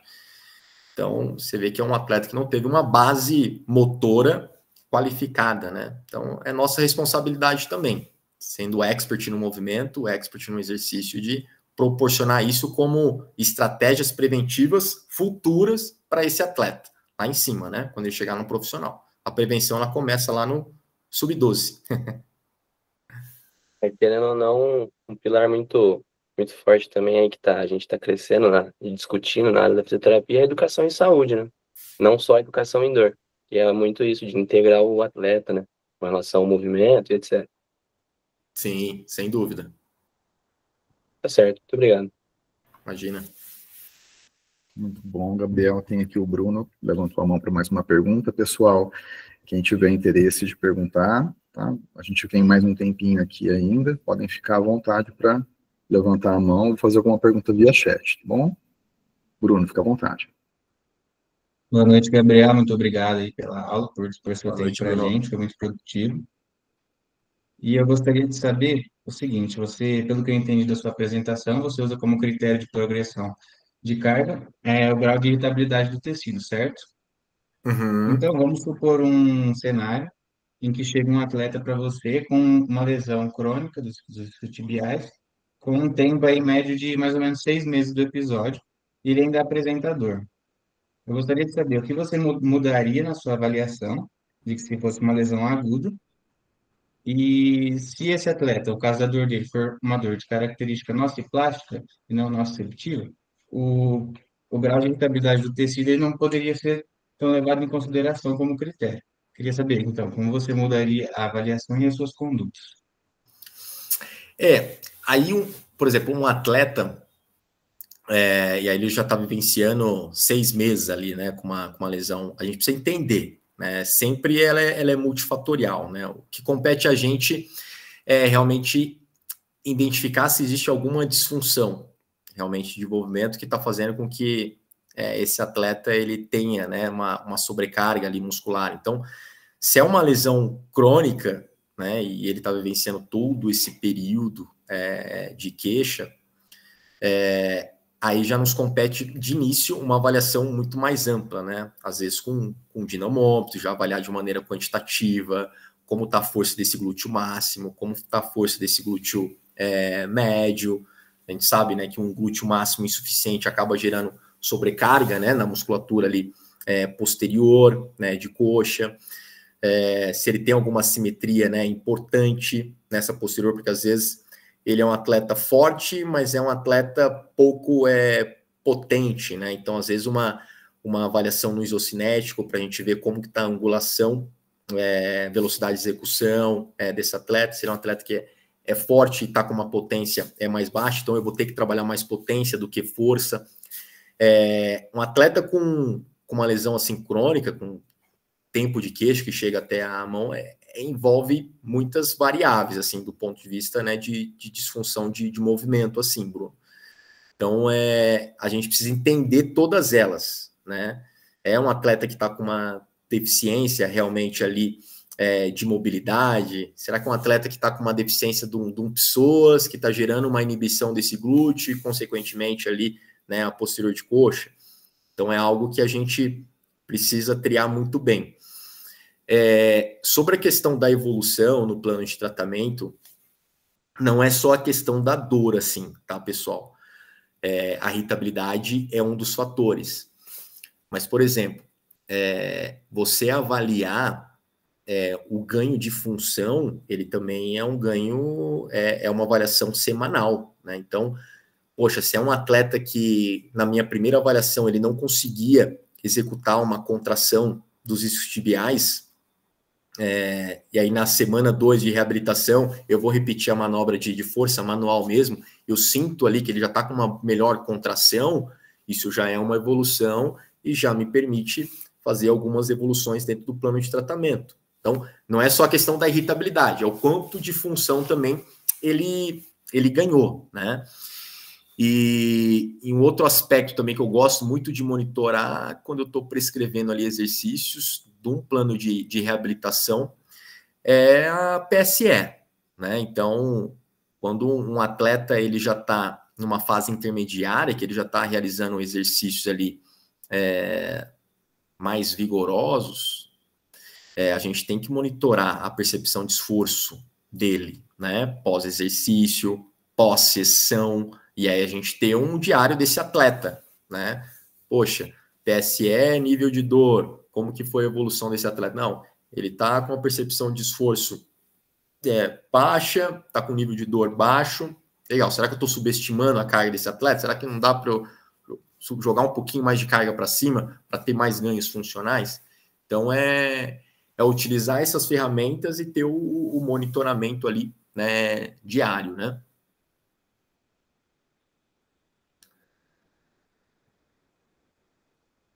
Não sei se eu respondi a sua pergunta ali, tá? Respondeu sim, Gabriel. Para entender melhor. Muito bom, pessoal. Mais alguma outra dúvida? O David levantou a mão. O Thiago fez um comentário aqui. Impressionante pela qualidade, pela abordagem precisa. Parabéns. David, fica à vontade. Boa noite, primeiramente, né? Boa noite. Eu gostaria de saber, assim, mais referente ao seu dia a dia lá no Atlético, como que funciona, se você, por exemplo, abre aspas aí, faz tipo uma anamnese, por exemplo, uma semanal, mensal, como que é essa questão de você tá tentando ali prevenir as lesões nesse dia a dia mesmo, sabe? Você fala de prevenção e reabilitação ou só prevenção? Tipo, numa maneira geral mesmo, assim. Maneira de geral, que entendi, para entender. Dia a dia, sabe?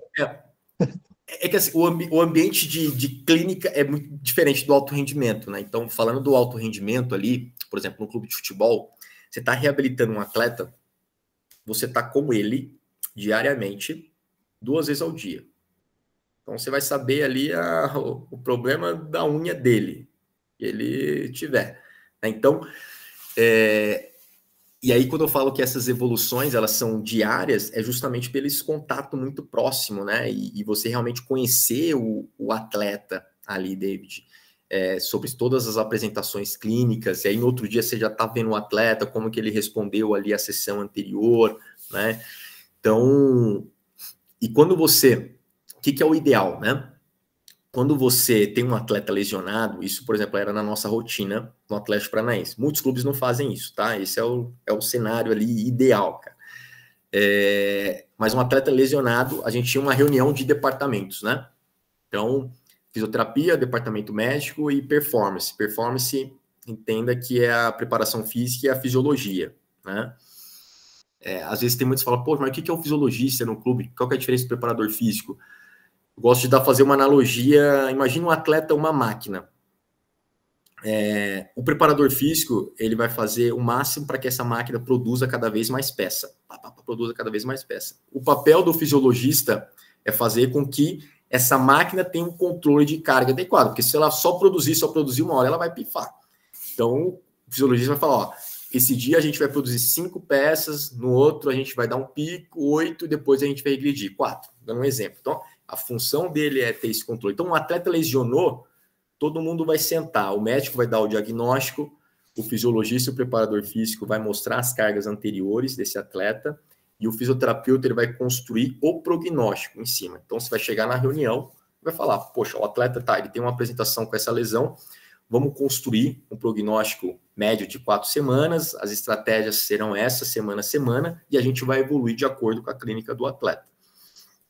E isso vai ser passado, né, para o treinador e para a diretoria, né? Então, é muito em cima disso.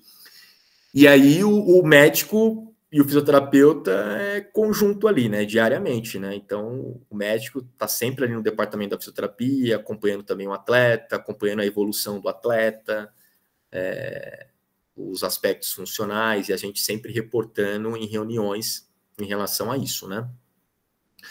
No âmbito de prevenção, cara, a pré-temporada ela é fundamental, tá? A pré-temporada, porque é ali que a gente vai realizar realmente todas as avaliações cabíveis para fisioterapia, e aí a gente vai ter um baseline desse atleta, a gente vai triar os atletas, quem é baixo, médio, alto risco, de acordo com o histórico de lesão e de acordo com as assimetrias dele, e aí a gente construía trabalhos preventivos individualizados para cada atleta. Cada atleta tinha, uma época, era uma folhinha, né? Uma média de 10 exercícios, e aí, de 2 a 3 vezes na semana, eles tinham que realizar aqueles exercícios no pré-treino, né? De maneira individualizada. E o que é importante também dessas avaliações de pré-temporada, porque uma vez que o atleta ele se lesiona, a gente tem um baseline desse atleta, dos dados. Então, quanto que ele produzia de força nos isquiotibiais de maneira saudável? Quanto que ele está produzindo no meio da reabilitação? Poxa, ele já está produzindo do que ele estava produzindo na pré-temporada. Poxa, isso me dá muita segurança para evoluir funcionalmente um atleta. Então, as avaliações de pré-temporada são fundamentais, tanto do âmbito preventivo, quanto do âmbito se um atleta se lesionar e o fisioterapeuta ter mais segurança em avançar no plano de reabilitação, quanto mais próximo ele atingir aquelas métricas dele anterior à lesão. E aí, rotina, geralmente pré-treino, então, o fisioterapeuta ali no pré-treino vai realizar as condutas preventivas, né, gerenciar a parte de exercício, vai ter atletas que vão ter queixa, mas que estão aptos para treinar, e eles vão chegar antes ali do treino para tratar, as famosas bandagens, tem atletas que vão ter que treinar com bandagem, o fisioterapeuta vai ter que realizar. No horário que os atletas aptos sobem para o treino, aí que é onde a gente cuida dos atletas lesionados. Aí a gente cuida dos atletas que estão vetados. Aí, enquanto está rolando o treino, os atletas vetados terminaram o primeiro período de tratamento, finaliza, e aí os atletas que estão no treino descem para fazer as condutas recuperativas ou cuidar de alguma queixa pós ali eventual, né? E as reavaliações ali pós-treino. Ah, não, você está com uma queixa mais importante, vamos chamar o médico aqui para avaliar, vamos fazer um tratamento ali à tarde com você para te reavaliar no pré-treino seguinte. Né? Então, e aí no período da tarde você vai tratar o segundo período dos atletas lesionados. Então, um pouco da rotina de um fisioterapeuta esportivo no futebol. É isso aí. Perfeito, muito obrigado, viu? Imagina. Legal, Gabriel. Gabriel, vou só dar um tempo aqui para ver se mais alguém deseja fazer alguma pergunta. Tranquilo. E se eu queria ouvir um pouquinho de você, você comentou um pouquinho que trabalha também na categoria de base, né? A gente começou do Atlético. Você chegou a ter a oportunidade também de trabalhar com categoria feminina? Não trabalhei, Daniel. No Atlético, não. Até tinha, mas eu não era o responsável. Eu cheguei a trabalhar na minha época do 7, no Centro Olímpico. Na época, o Centro Olímpico tinha um time muito forte no feminino. mas foi um estágio ali de 2 meses, né? Que eu Entendi. ali, a gente atuava bem de maneira bem curativa ali na reabilitação ali das atletas, né? Tá. E com as categorias de base, pensando nesse mesmo tipo de lesão, né? De uma forma geral, você faria algum tipo de distinção ou de particularidade no tratamento voltado, na reabilitação voltada para o atleta que é criança ou adolescente, em relação ao adulto? Você faria algum tipo de diferenciação desse trabalho? Em relação ao planejamento terapêutico, não, né? A linha, o raciocínio clínico é o mesmo. O que a gente tem que tomar cuidado com o atleta de base é em relação à familiarização dele de movimentos, né? Realmente, às vezes é um atleta que, por exemplo, ele não tem habilidade para estar realizando um RDL, que é um deadlift unilateral, né? Eu vou construir primeiro esse movimento com o atleta do que realmente implementar a carga, né, propriamente dito. Então, se é um atleta profissional que já tem uma familiarização, ele já faz um movimento mais eficiente, aí eu consigo já implementar cargas e selecionar esse exercício para o plano, na fase do plano de tratamento adequado. Agora, da base eu diria isso, né? Depende muito também, às vezes, menino de sub-20, sub-17, já totalmente familiarizado. Agora, 15, 13, a gente tem que tomar um pouquinho de cuidado em relação à seleção, porque são meninos que ainda estão na fase de aprendizado motor, né? E aí vai muito em relação à seleção de exercícios, né? Que o fisioterapeuta tem que se adequar. E aí, atletas de base, assim, que são bandeiras vermelhas, assim, para realmente ter lesão muscular, é justamente atletas que transitam entre categorias. Então, são, por exemplo, um menino do 15, que é um menino que tem potencial e que o treinador do 17 sobe ele para compor o treino do 17. E aí é um problema, porque a carga do 17 é totalmente diferente da carga do 15. E aí ele tem um aumento abrupto, por exemplo, de estímulos de sprints que ele não fazia no sub-15 e ele vai ter no 17. Aí é uma bomba para a gente resolver, entendeu? Então, com certeza. São atletas realmente de alto risco que, quando a gente já identifica, a gente já tem que puxar, já tem que estar monitorando ele, tá com alguma queixa pós, né, os questionários, né, de bem-estar desse atleta, monitorando sempre fadiga, para a gente estar assistindo bem esse atleta e tentar reduzir o risco de lesão. Não, perfeito. David, não sei se você quer fazer uma outra pergunta ou se você só deixou aqui levantada aqui a mão. Você pode me responder? Foi levantado, perdão. Não, tranquilo, sem problema. Eu acho que conseguimos aqui conversar bastante, foram várias perguntas, né? Queria te agradecer mais uma vez a participação aqui conosco. Fico, assim, extremamente feliz de ter esse contato com você de novo e de ter esse contato, assim, num momento que eu vejo que você está numa fase muito especial da sua carreira, né? E eu desejo que tanto você quanto o Caio, né, já estendo isso a ele também, que vocês continuem progredindo dessa forma como vocês vêm conseguindo. Isso deixa todos que te conhecem extremamente orgulhosos e felizes em ver esse caminho que vocês estão traçando, né? E como sempre, eu já também deixo aqui as portas da Liga abertas para que em outras oportunidades, havendo compatibilidade de agenda, né, que você retorne e a gente possa ter outros bate-papos tão interessantes quanto esse. Legal. Obrigado aí, Daniel. Obrigado pelo convite ali, né, em especial o Bruno, e, cara, contem comigo aí, espero que tenha sido produtivo aí para vocês, e eu sou uma pessoa apaixonada pela fisioterapia esportiva, então acho que quem está no mundo, né, acadêmico, né, vocês ali acadêmicos, eu acho que o princípio de tudo, pessoal, é vocês realmente se tornarem profissionais de excelência, porque isso, a partir do momento que você realmente proporciona uma fisioterapia de excelência, com certeza você vai ter uma carreira próspera ali, né, em todos os âmbitos, que você vai se diferenciar no mercado de trabalho, né? Então, é isso, essa é a jornada. Estou numa grande instituição aí. Eu prestei vestibular aí no UFTM, acabei não passando, mas passei na Unifal e, porra, estou muito grato e satisfeito pela formação que eu tive, e quem faz a formação é o aluno, né? Essa é a verdade. Não adianta você estar na melhor instituição e você não saber aproveitá-lo, né? Então, o aluno é que realmente que faz ali a sua trajetória, né? E é isso. Contem comigo aí. Muito bom. O Bruno perguntou aqui se você vai para o Congresso Sonaf em Brasília. Você vai conseguir? Esse ano eu acho que eu não vou. Mas vamos ver. Quem sabe? Quem sabe. Bom, não vão faltar oportunidades, né, Gabriel? Exato. Então tá joia. Pessoal, uma boa noite então a todos. Gabriel, mais uma vez, obrigado aí pela participação.